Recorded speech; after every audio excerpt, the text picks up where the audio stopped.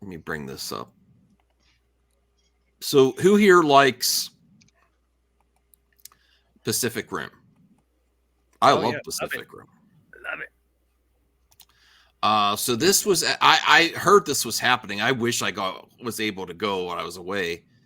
I don't know if they did this all over the country or just specific areas.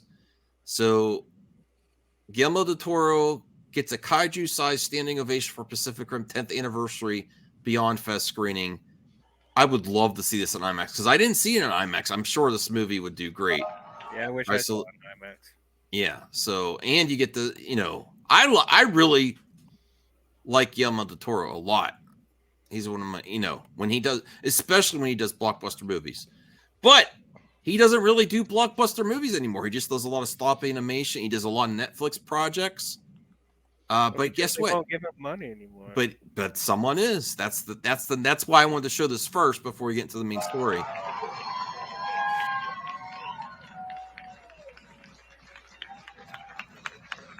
Really happy that Guillermo del Toro. That's a great pause right there.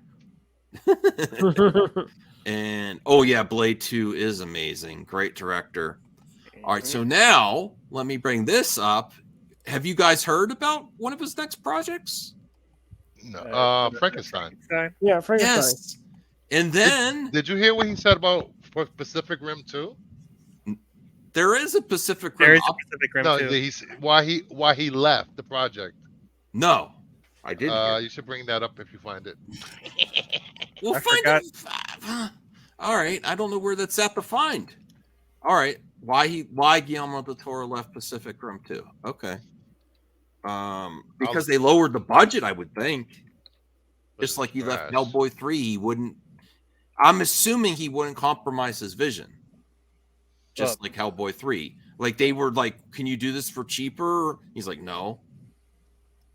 And that's, he never compromises, which some people respect a lot. And I do too. But if they say we're still going to do your movie, but it's complicated. But I think this is going to be amazing. Especially now that Christoph Waltz joins the cast. Who do you think he's going to be? Dr. Frankenstein, right? He could be, yeah. Could be. I'm guessing that he's got to be Dr. Frankenstein. Who else? Oh, here we go. I'm sorry. His exact quote was, Guillermo del Toro said he didn't watch Pacific Rim 2 because that's like watching home movies from your ex-wife. Oh. Holy shit. Yeah. I see that. Thanks for getting that quote, Bruce. I appreciate it. That's funny. That's a hot take. Yeah. Well, he created the he wanted to be a franchise. There's some 3D animated stuff that's also on Netflix that might be actually decent. I have to watch it. I think my wife was watching it back. What did you say, Bruce? Did you watch it? Back. Oh, okay. All right. So what do you think of this, DL? Guillermo del Toro, Christopher Waltz joins the cast. I think this is a great idea. I think most likely he will be Dr. Frankenstein. But yeah, I'm really excited to see what he's going to do with the Frankenstein. Obviously the visuals and like the makeup and he's very good at designing creatures, so I'm sure Frankenstein will look magnificent. Is Oscar going to be Oscar worthy? My take, yeah. I'm sure it will be. It sucks that. Well, for two things, it sucks that one, we don't know if we'll be able to see this in theaters because it's Netflix, and it is Netflix again. It is Netflix. I didn't know that. Yeah, I thought it might be like Universal.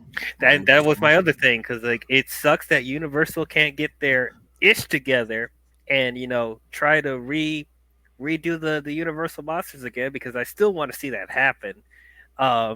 But yeah, if only they had Guillermo do a Frankenstein movie for them. I just assumed it was going to be Universal, like finally getting the Universal monster together. But yeah, anyone can really do a Frankenstein movie because it's like public domain, right? Yes. Though the only thing is, like, if this movie comes out and it's incredible, and then Universal tries to eventually do Frankenstein again, they'll have a high bar to live up to. But Mhm. that's why I'm like, man, if only they can get Guillermo to do their Frankenstein instead of Netflix. But it is what it is. I'm still excited to see this. Oh, Um, I'm I'm really hyped I'm interested because what it's they're going. also him returning the live. It's been a while since he's done a live action movie, and it seemed like a bigger blockbuster.